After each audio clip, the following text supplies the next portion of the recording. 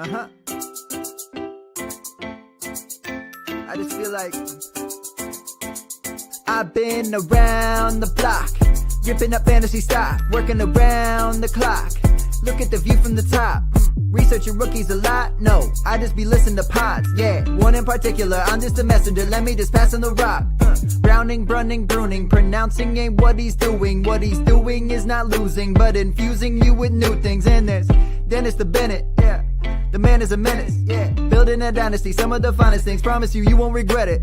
Sly as a fox, cultured in pop. Give him his props. Here is a thought, here is a box. And you cannot compare them at all, so don't even try. Careful with the news, but when you use a take, I take up Tony Fire. I mean Dyer, because anyone else is a huge mistake. Whoa, fantasy round table, fantasy round table. Yeah. Fantasy round table, come take a look at the crown, baby. Hey, fantasy round table, fantasy round table. Woo. Fantasy round table, come take a look at the crown, baby. Go.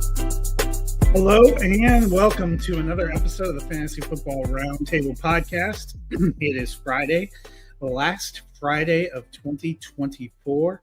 We had two huge days of football games on Christmas and on Thursday. Today, kind of the they were days. Today, kind of the calm before the storm, a 3-day onslaught beginning tomorrow with a triple header on Saturday, a full slate on Sunday, and the final Monday night football game of the year. Dennis, are you feeling better or worse about your championship teams following the first three games? Well, I lost CD Lamb. Somebody else just got ruled out. I was in my three championships. I was the underdog in two. David Njoku, that was the other one, in a 2 tight end league. So I've either got to see if I can pull off a trade, or I'm going to end up starting Jeremy Ruckert as my second tight end. Maybe I can pick up Kenny Yeboah off of waivers. I know he's caught a couple touchdown passes this year. I think Jordan Akins is out there. He's going to be stepping in for Njoku, but stepping into what with Dorian Thompson-Robinson at QB. So overall, I still got a shot at all three of my championships, but we'll see how it rolls. Yeah, I'm not as pumped. I'm sure no one that had players going in last night's game or any Texans going is too pumped. We'll start by looking at the Christmas Day games. The first of those, Kansas City Chiefs won 29-10 in Pittsburgh. Chiefs earning the number 1 overall seed, as some suspected they would. Do you think they will rest starters in Week 18? I think some of it's going to depend on what they need to accomplish. In Week 18, I could see Mahomes only playing a series or two just to stay fresh. The same with Kelsey. We've seen Noah Gray play really well, so I don't think they have any need. Oops, sorry. Thought that was supposed to be on silent. They don't have any real need to play them a lot.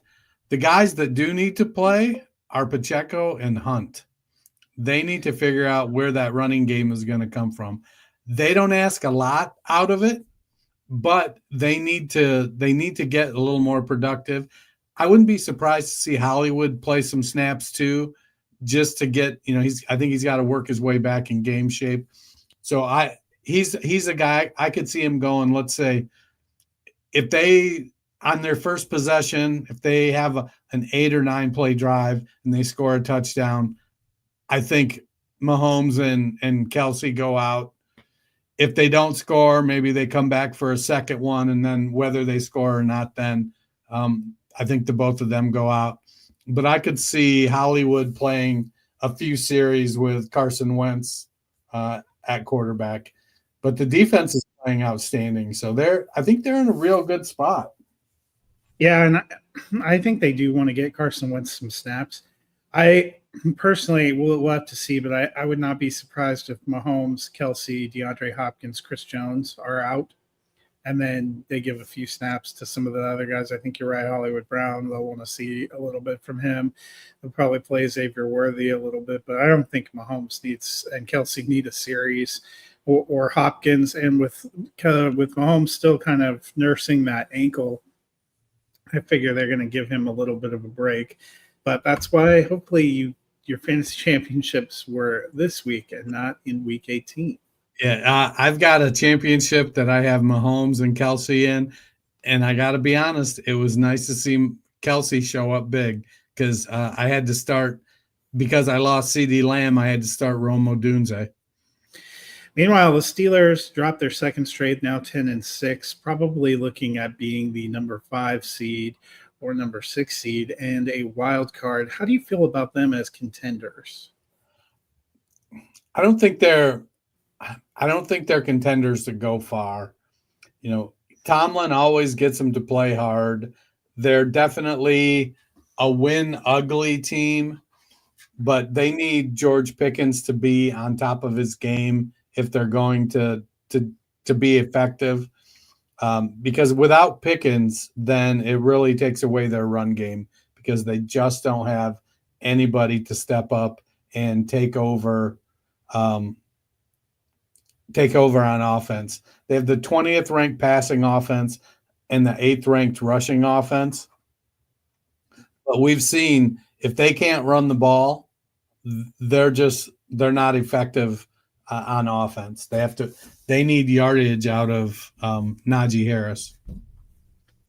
The other Christmas Day game also not that great. The Ravens go into Houston, get the 31-2 victory. Big game for Lamar Jackson. A lot of MVP talk kind of ramping up. Do you feel like he's moved himself back into front runner position? He's definitely in a tie if he's not in the front runner position. Him and Josh Allen are going back and forth, putting up big numbers. He's certainly a strong candidate. My concern with Jackson would be that he's already won it twice, including last year. And often we will see when you have somebody else that's having as good a season as Josh Allen is, and then they start to make the argument, well, Allen is doing it without wide receivers, and Kincaid hasn't been what we thought. Jackson has Mark Andrews and Isaiah Likely and Zay Flowers and Derrick Henry. So I think it's easier to make the case against Lamar than it is against Josh Allen. That would be my only concern. I think if the vote was right now, it would probably go to Allen, despite Jackson being as good as he's been, just because there's, Lamar Jackson fatigue. Meanwhile, Houston, they won their division. They locked up the playoff spot, but now only 9-7. They do not look good on either side of the ball. What is going on with Houston? On the offensive side, I think it's just a combination of teams having film on C.J. Stroud and the Texans not adjusting to the defensive adjustments. And then you add in injuries to the O-line and the wide receivers. Joe Mixon, as good a year as he's had, has never been known as a hyper-efficient running back. And I think the volume covered up a lot of things earlier in the season. Now the volume isn't what it once was. So he's not being as productive. That takes away some of CJ Stroud and his passing ability or passing. I don't know if ability is the right word, but numbers is upside. Yeah, upside. That's what I'm looking for. But when you have you lose Stephon Diggs and you lose Tank Dell, that has an impact on your wide receiver core. You lose Nico Collins for 2 or 3 games. All of those things. They've lost Juice Scruggs and Kenyon Green and other linemen for various games throughout the year. So it's a lot. It's a combination.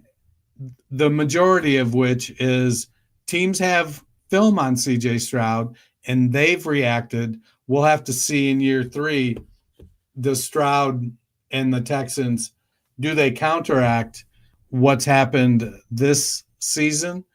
I think he's a good quarterback still. He's QB 18, so he's flex worthy. But, there's depending on who the defense is, we see it can get ugly on the offensive side of the ball for Houston. Speaking of ugly offense, Thursday Night Football, a 6-3 punt fest between the Seahawks and the Bears. Seahawks getting the victory. Ken Walker on IR, ending his season. Probably you would not expect the Seahawks to advance probably to a NFC title game, even if they make the playoffs. So it looks like we're going to be riding Zach Charbonnet. 15 for 57 on the ground last night. Kenny McIntosh arguably looked like the more explosive running back. Charbonnet does catch 3 for 19 on 3 targets. How are you feeling about him going into next year? It would be, I believe, year 3 for Walker or year 4. This was year 3 for Walker, I think. So year 4 for Walker next year, probably one more year of him. Yeah, it sure feels like they're going to let Walker walk after next year. And then because then they have Charbonnet for 2 more years. And Kenny McIntosh, like you said, looked fantastic. Charbonnet is RB 26 on the season. If he'd have been able to play the whole year as the lead back, he'd probably be close to an RB1. And maybe teams would have made adjustments. Charbonnet doesn't have the explosiveness that Kenneth Walker does, but we've seen a lot of guys over the years that, they don't have, they're not going to outrun people for 90 yards, but they're going to make a lot of 10 and 15 and 20-yard carries. And at 225 pounds, you'll take that from Zach Charbonnet. I had to start Charbonnet and Jackson Smith and Jigba in my longest running dynasty league. I didn't have to. I chose to start them. Smith and Jigba was probably the one I could have swapped out for somebody else. Kind of wishing I did now. But against the Bears, I expected a little more offense from Seattle. In 2025, I think you still approach Charbonnet with caution because Kenneth Walker is there. But Walker just can't seem to stay healthy. And so I wouldn't be surprised when you look at ADP next year that you see Charbonnet going ahead of Walker, but both of them going, low end RB2 kind of range, because are they going to split it up more now that they've seen, what Charbonnet can do? You've got Ryan Grubb, the new offensive coordinator who, him and McDonald didn't draft these guys, so they don't really need to do anything. But, they do have 3 apparently pretty good guys, because Kenny McIntosh did look explosive last night. Meanwhile, for the Bears, DeAndre Swift doesn't face a whole lot of competition. Roschon Johnson does not look like he's made a big leap in year 2. Swift getting 12 carries, 53 yards, big part of the passing game. Saw 5 targets, caught 4 for 28. They are going to have a new scheme, new coaches you'd expect next year. But do you like Swift moving forward? I believe he signed a 3-year contract this offseason. He's the best back on the team. So from that perspective, yes, I do. I don't think with his contract that they need to go out and look to grab one of these young guys coming out in the draft. They've got 3 good wide receivers. I don't think Keenan's back, though. I think they let him walk. His salary is pretty high. But you have, with Swift and Roschon Johnson, you have a duo there that I think can be productive. They'll bring in probably another veteran to put with him and see if Roschon can hold him off. somebody that can maybe either be complimentary. Maybe they bring Deontay Foreman back. Seemed like he would have been the guy to keep over Khalil Herbert, but Swift currently RB21 on the year. I think going into this season, that's probably reasonable return on where you drafted him. He's been fairly steady. Thanks to his receiving work. He may come up just short of, I was looking. He's got 42 receptions. He's not going to hit his high of 62 from his second year in Detroit, but his second highest season is 48. So the potential is there to tie that, maybe get close around that. So he is a good receiver. And he hasn't seemed to have been hurt like he has been in other stops. If the Bears' offensive line had any semblance of health this year, we might be having a whole different conversation about DeAndre Swift. Let's move on to the games that are yet to come in Week 17. That kicks off with a triple header tomorrow. First game of those, the 9-6 Los Angeles Chargers at the 3-12 New England Patriots. Dennis, Gus Edwards had a monster game in Week 16, but they have now activated J.K. Dobbins. So are you feeling good about Edwards? Are you staying away from both? You going back to Dobbins? Well, I think Gus has been ruled out, I believe. And he wasn't on there. They just announced today that Dobbins is expected to play this weekend. Yeah, they activated him. I saw that. So for me, it's kind of a stay away. I wouldn't mind seeing what Vidal and Haskins do as a duo. Like how would the Chargers use them together? Because it does feel like they could be next year's backfield. They're like a thunder and lightning, but it was interesting because Dobbins' practice schedule this week, limited practice, did not practice, and then they activated him today. Yeah, well, and it looks like he's going to go. Meanwhile, for the Patriots, Hunter Henry has been one of their more steady pass catchers. Given some of the issues at tight end, would you be giving him a look in this game? I may be giving him a look this week in that league that I lost Njoku. He's signed through 2026. He's been a bright spot on a bad offense. He leads the team in targets, receptions, and yards. Now, if they had any semblance of a top-tier wide receiver, that probably wouldn't be the case. It isn't like he's Gronkowski or Travis Kelce. He's a good, solid, steady tight end. He's been playing 83% of the snaps. He's got a good connection with Drake May. And with him signed through the next 2 years at a fairly reasonable price, and only like Austin Hooper's the other tight end on the team, he's younger than Hooper. So I feel like he's going to be there. He may be a guy sitting at tight end 9 on the year. He looks like he's somebody that if you can go out and sell, well, he's an old guy, they're a rebuilding offense, and you can buy him at a little bit of a discount going into next year, it feels like that's his job. Some of that production may come down. Kayshon Boutte's been coming on, playing real well the second half of the year.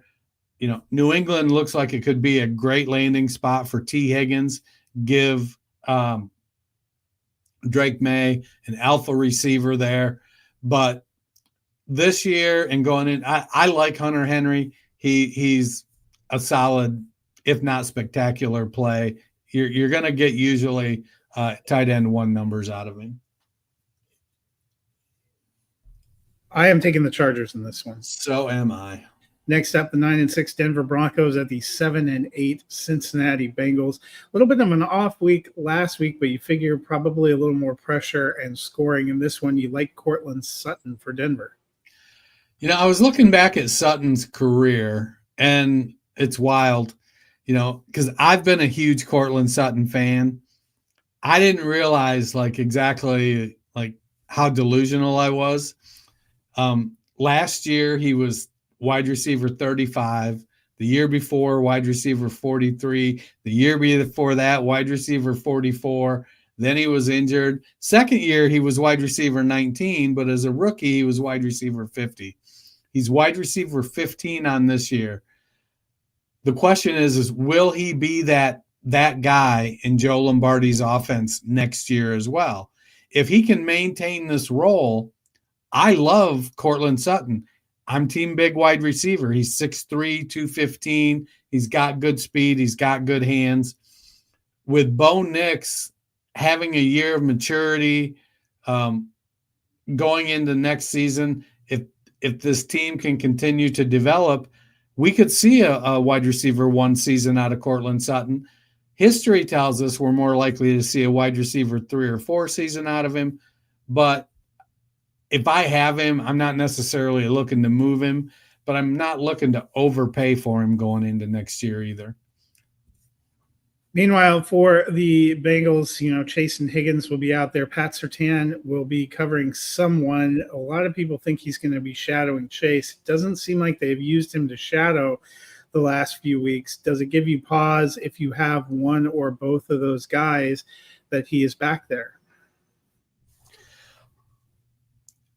If I'd prefer to have whichever one Surtain doesn't shadow, but I think it's one of those cases I would almost expect he's going to start on Chase, and if Higgins starts going off, he may float over and be on Higgins for a while. And then if Chase goes off, they're going to have to decide which one is the one we're going to try to shut down. Chase is wide receiver 1. Higgins is wide receiver 31. But Higgins has been wide receiver 18 since he returned in week 11.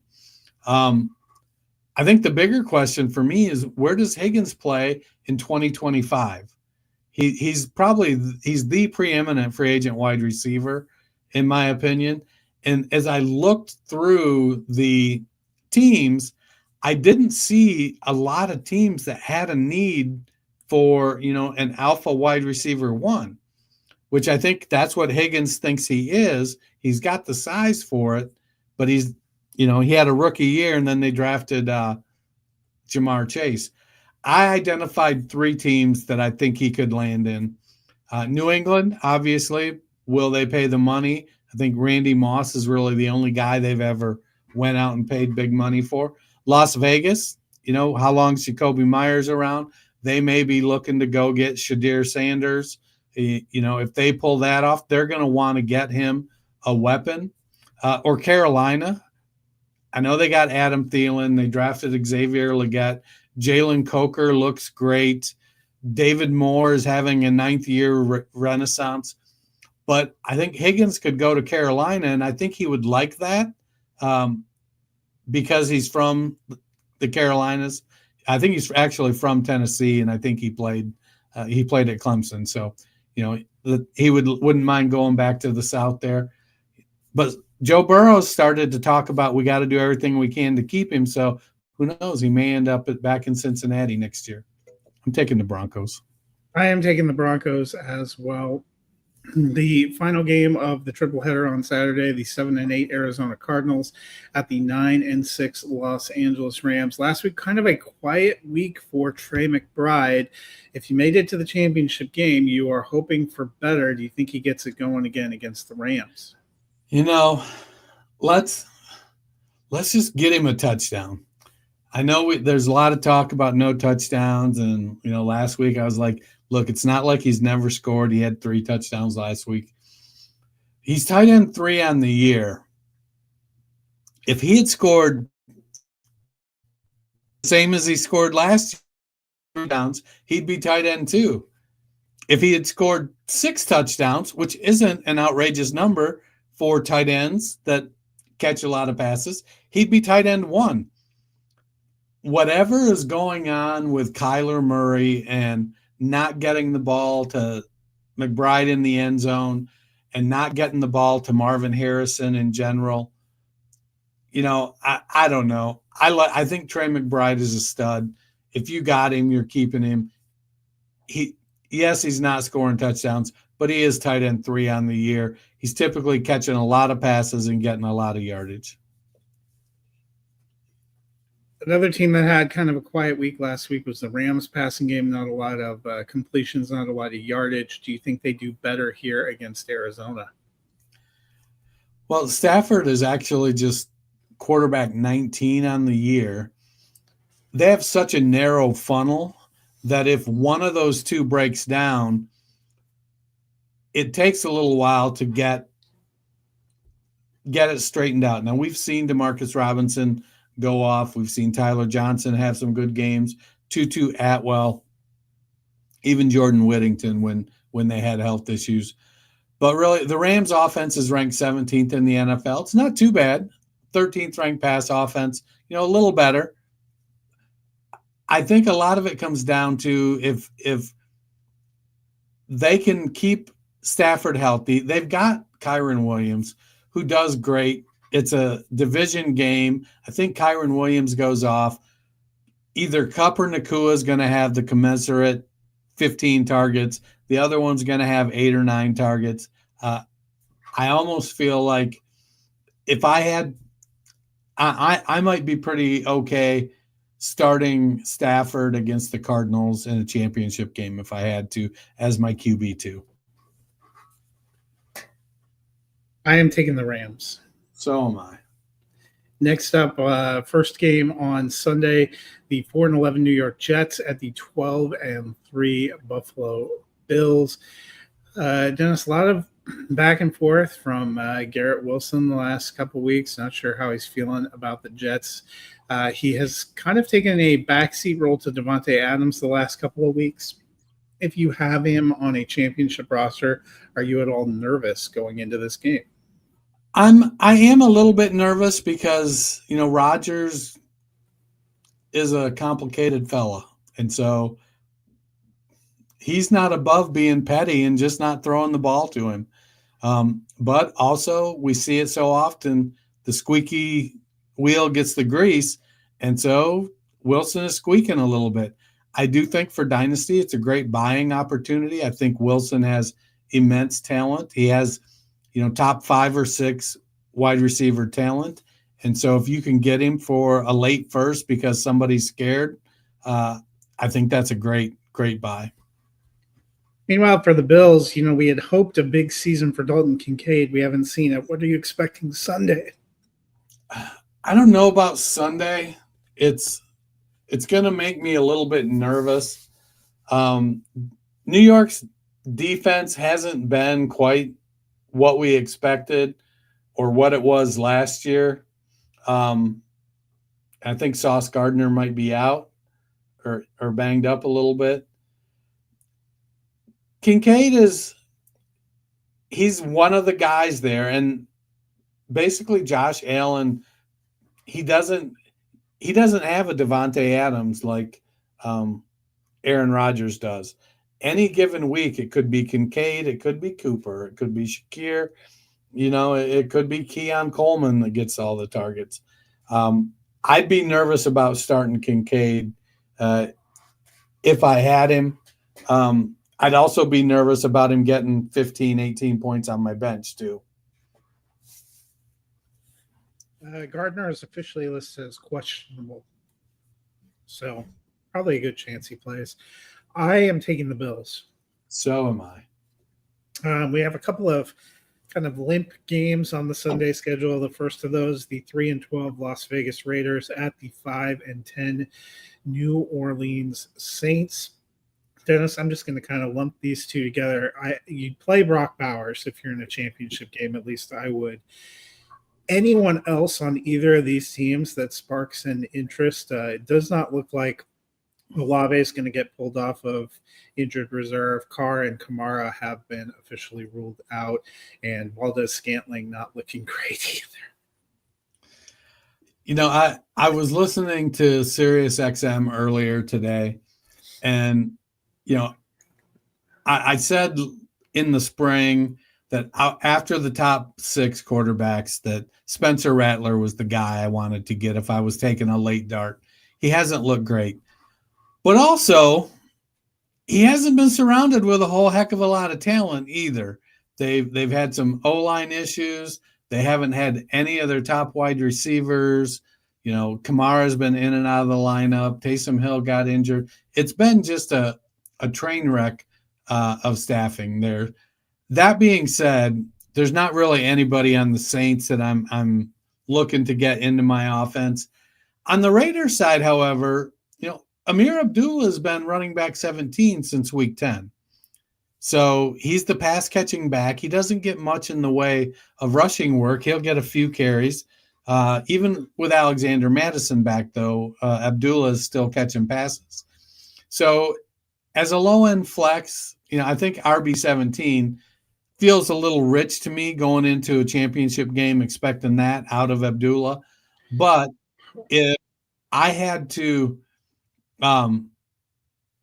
if I need somebody that I think can get me somewhere between 7 and 12 points, I think Abdullah is one of those guys. And who knows, he could get a touchdown and bump it up to 15 or 18.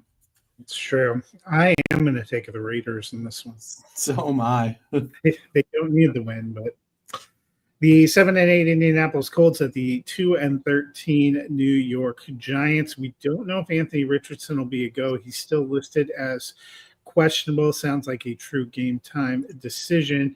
But we have seen Josh Downs be relatively effective for fantasy, even with a up and down passing game. Had another touchdown last week. If Richardson plays or if he sits, how are you feeling about Downs? So when I was looking up where Downs was, where he was, and the finishes through the first 16 weeks, I gotta admit, I was really surprised. He's wide receiver 26. Like, that's been great. Anybody that rosters Michael Pittman has got to be poking their eyes out because of it. It's just crazy. The Giants give up the 8th most fantasy points to running backs, and Jonathan Taylor is hot, like white hot. I feel like Downs could potentially get some work, but this feels like a game that if I was playing DFS and I needed a contrarian play, I almost might put Trey Sermon in, because I feel like the Colts can get far enough ahead of the Giants that Sermon could get some significant work and maybe a touchdown even. Meanwhile, for the Giants, their best receiver is Malik Neighbors. They have not had great quarterback play, and I think that's limited him some down the stretch. He's dealing with a toe injury as well, but if you got him, you got to play him, right? You do. He's wide receiver 10 on the year. He's been wide receiver 16 the last 5 weeks. I'm okay going in with low-end wide receiver 2 expectations on him. We've seen all season whoever's in there, whether it's Danny Jones or Tommy DeVito or Drew Lock, they're throwing the ball at Malik Neighbors. It'd be nice if they were throwing it to him, but let's face it, they're throwing it at him, and he's catching as many as he can. I am taking the Colts in this one. Yeah, me too. 7-8 Dallas Cowboys at the 12-3 Philadelphia Eagles. CeeDee Lamb being shut down for the rest of the season. Is there anyone that sparks your interest from the Cowboys with Lamb no longer in the equation? Well, I think you're starting Rico Dowdle. I think he's earned that at this point in the season, the way things have gone, he's earned at least a flex play. If you have to start 3 running backs, you could do a lot worse, I think, than Rico Dowdle. What I'm looking at is this is kind of an audition for Jalen Tolbert and Jalen Brooks, and maybe even Ryan Flournoy. I think consensus is that Brandon Cooks isn't going to be back next year. Somebody has to step up as the 2 opposite of CeeDee Lamb, and right now that guy has been Tolbert. But we've seen Brooks come on and make some plays, and I'm not expecting a ton out of Flournoy, but I wouldn't be looking necessarily to start Tolbert or Brooks, because the Philadelphia defense is just so good. It's going to be a nightmare. But somebody's going to have to make a play.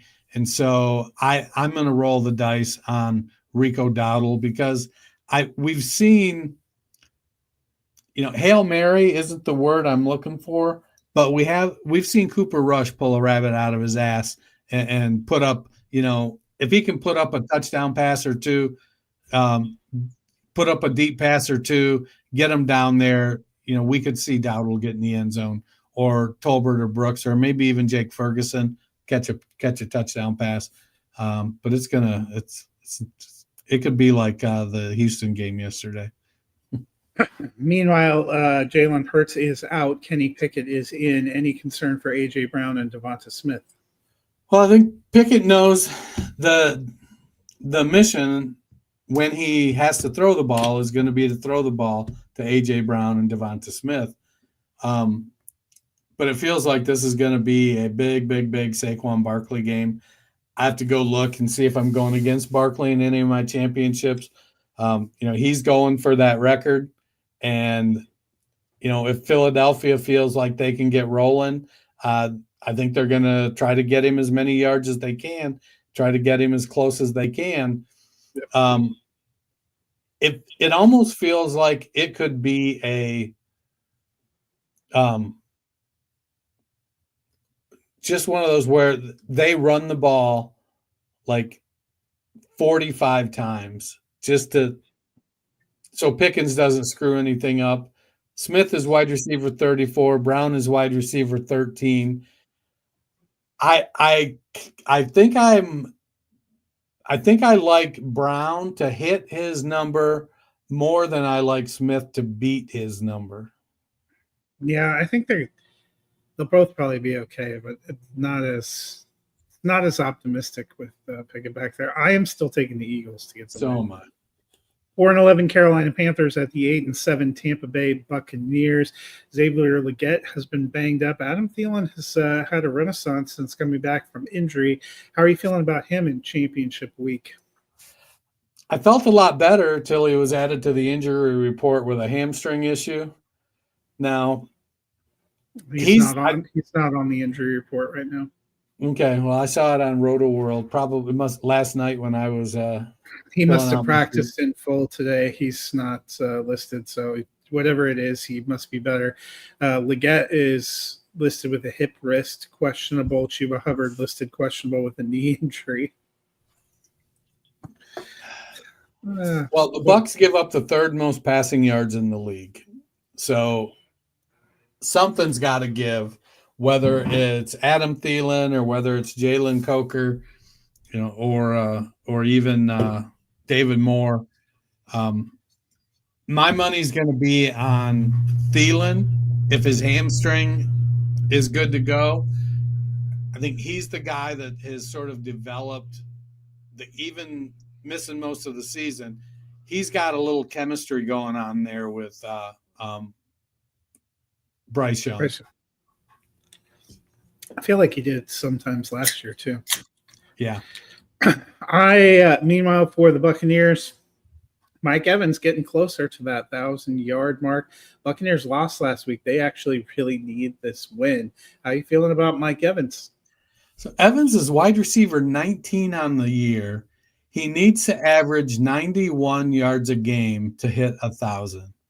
And we've heard a little bit of talk from the Buccaneers camp. They're aware, this isn't like baseball and you don't talk about a no-hitter.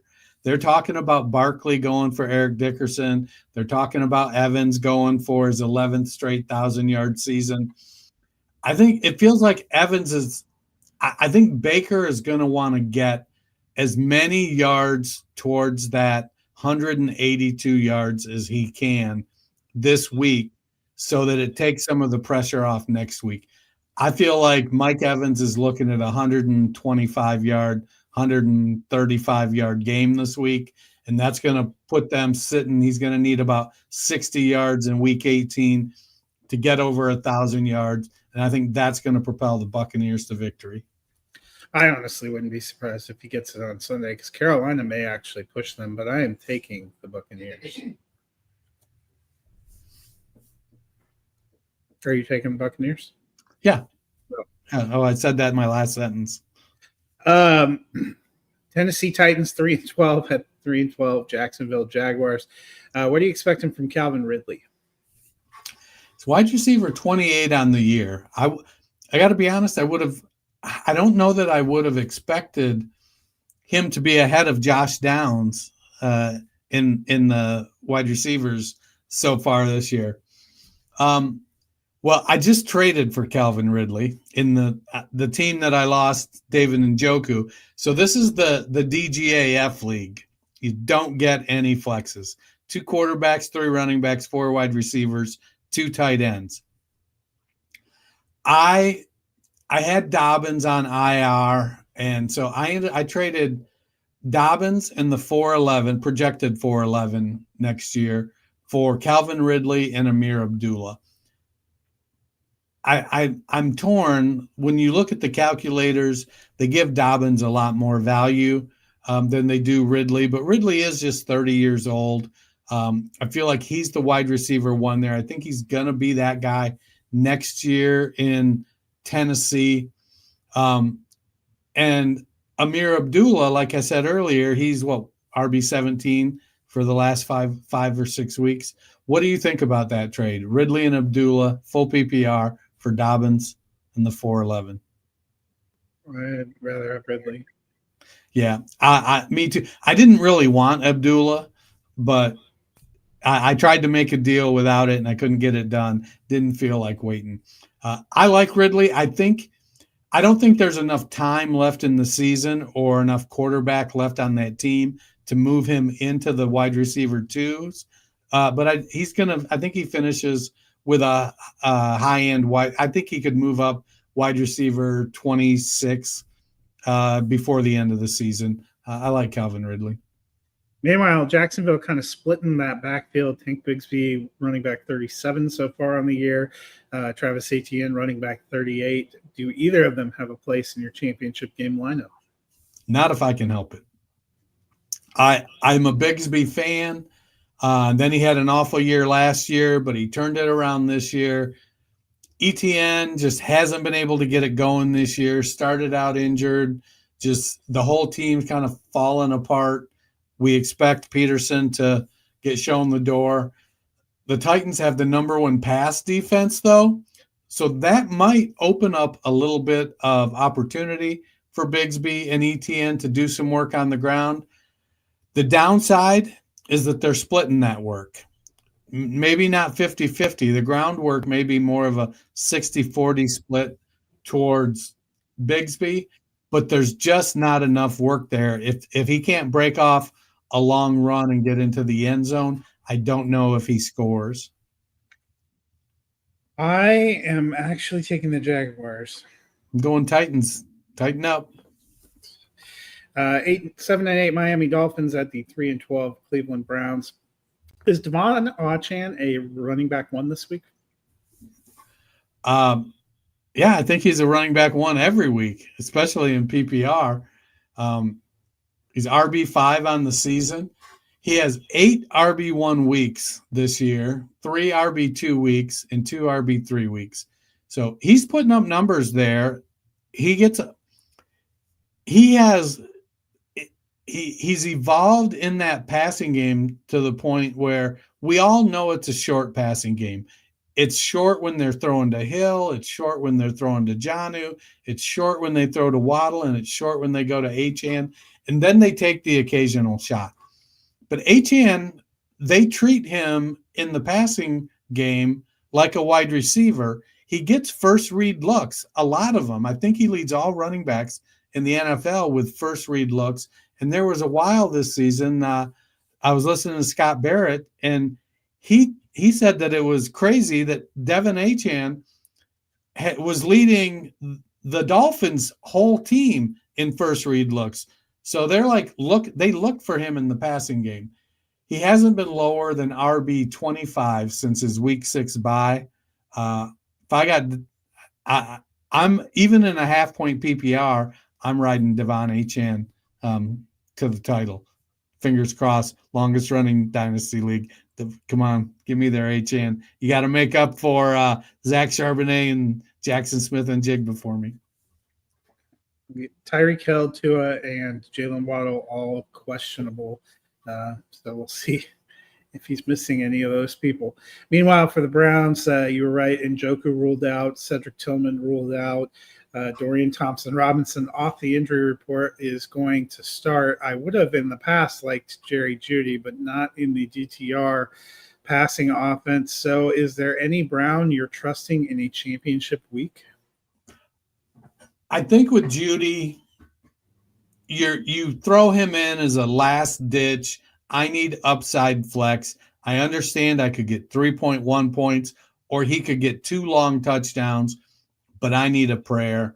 Feels like Jerome Ford is going to get plenty of volume in the running game, but we've seen him be super efficient and break off long runs, and we've seen him be super inefficient and average 2 yards a carry.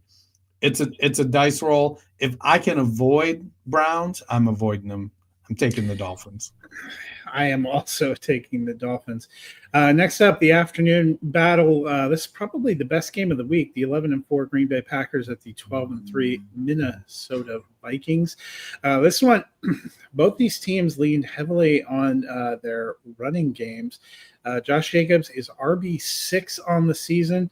Got dinged up a little bit on Monday night. It felt like they pulled him more out of precaution. Any concerns about him going into this game? My concern was last game when they pulled him and I was 2.87 points short of victory. I needed 3 stinking points from him.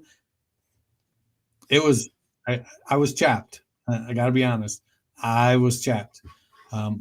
Anyways, he's RB6 on the year. If you've been riding him this year, you're going to keep riding him. You're not going to stop now. 6 straight RB1 weeks. 5 of them he's been the RB6 or better. He's had a good season. Meanwhile, on the other side, the former Packer Aaron Jones is RB15 on the season. He appears to be healthy and ready to go. Do you like him this week against his former team? Yeah, I think he's got that chip on his shoulder. He wants to prove something. They're playing at home in Minnesota. His ability in the passing game has kept him as a solid RB2. They've got Cam Akers there, so if they need somebody to grind out a series while he takes a blow, I think they feel pretty comfortable with that. Jones feels like he's like a 14 carry, 4 or 5 target guy in this offense. He needs to break off a couple big plays to get like a lot of yardage, but he's got a nose for the end zone. So if they get down there close, they're not opposed to see if he can run it in on first down. If he doesn't make it, they're usually switching over and throwing it to Justin Jefferson or Johnny Munt. Johnny Munt. I'm actually going to take the Packers to pull a little upset here. I'm taking the Vikings, but I really thought about switching so that both the Packers and Vikings were tied behind the Lions. Let's see if they both lose next week. You see how give the Lions a little comfort. Next up, Sunday Night Football, the 8-7 Atlanta Falcons, who are back in a tie atop the NFC South at the 10-5 Washington Commanders. Last week, we saw Michael Penix debut. It was not bad for the Falcons, but great for fantasy. He was QB 30 last week behind the likes of Drew Lock and the aforementioned Dorian Thompson-Robinson. Are you taking a chance on him in a Superflex league this week? He was RB 30 last week. 18 to 27, so pretty good completion percentage. Of his 27 targets, 18 of them went to London, Mooney, and Ray McLeod. So he's throwing the ball. No other person had more than 2 targets. Would I rather have Pitts or Bijan with more targets than Ray? Sure. But he's getting the ball to Mooney and London. Not a ton of yardage. I think he held, they were pretty far up on the Giants. It wasn't like he needed to do a whole heck of a lot. Bijan and Algier had 33 carries. I'm a little nervous because he is a rookie. But I think depending on my options, I could see rolling the dice on him as my QB2 in Superflex. I mean, the Commanders held Kenny Pickett to being QB 27 last week, and that was a pretty high scoring game. He's the lowest of low end QB2s if you're putting him in there. I probably wouldn't take a chance because it's hard to tell with Atlanta with the way Bijan Robinson is going. I trust him. He's going strong. Their passing game wasn't good with Kirk Cousins. I wouldn't say it got that much better. Speaking of running backs, if you were looking for Brian Robinson Jr. to do his thing last week, you were disappointed. He only had 2.1 PPR points, finished as running back 67. Do you expect a little better on Sunday night? Well, he's RB29 on the year. At best, he's a flex play. Does he have upside? We've seen him get hot and command volume in the past. Is that going to happen against Atlanta? Great question. Part of what limits him is Daniel's ability to run the ball. That will take some opportunity from him. And then Daniels has also stepped up as a passer. He's 14th in the league in passing yards and 10th in passing touchdowns. So after watching Jaden Daniels throw 5 touchdowns, was it last week or the week before? Yeah, it was last week. Like forever ago. After watching him throw 5 touchdown passes, I'm a little nervous about Brian Robinson. I really have to weigh my options. He would be no better than an RB3 for me, but sometimes that works. I'm taking the Commanders to get a home win. So am I. Monday Night Football, the last Monday Night Football game of the year, the 13-2 Detroit Lions at the 6-9. One pride, baby. San Francisco 49ers. Dennis, Jameson Williams, actually wide receiver 26 on the season. He had a big game last week. How would you feel about him in the championship lineup? Well, he needs to stop going on Amon Ra's St. Brown's podcast and talking shit about the Buckeyes because he wasn't good enough to beat out, the other 3 guys that were first-round draft picks in front of him. But now that he's on my Lions, I'm going to put that aside. I like that his game is starting to get more consistent. He's a big play guy. He can go deep. He's fast. If Goff can hit him in stride, he can get it done. Wide receiver 26, I like what he's got going on. I want to see that consistency continue to evolve so that he can be a consistent RB2. I'm good. I'm good starting him. I would be hard pressed to find, 2 flex players that I would start over him if I'm in a 2 flex league. Meanwhile, we know teams playing Detroit will probably have to put up points. Juwan Jennings, wide receiver 24 on the season. Deebo Samuel finally got off the snide, had a huge week last week. How do you feel about those guys Monday night? So Jennings is wide receiver 24 on the year. A lot of that came early. Deebo's wide receiver 41. Up until this week, he's been mildly disappointing, to say the least. He was wide receiver 50 before last week's wide receiver 5 day. I think they're going to – it feels almost like they don't have a choice but to use Deebo in the run game. But Garendo is back to questionable, so there's a chance he plays this week. I almost feel like if you've got Jennings and you've got Deebo, you kind of have to play him. It just feels like it. Detroit is going to score points, even against San Francisco's pass rush. Detroit is going to score points. So San Francisco, if they want to keep up with Detroit, they're going to have to score points as well. And they're going to have to do that through the air. And it can't all go to George Kittle. Can it? Let's hope not. I am taking the Lions. So am I. Well, that'll do it for our week 17 schedule.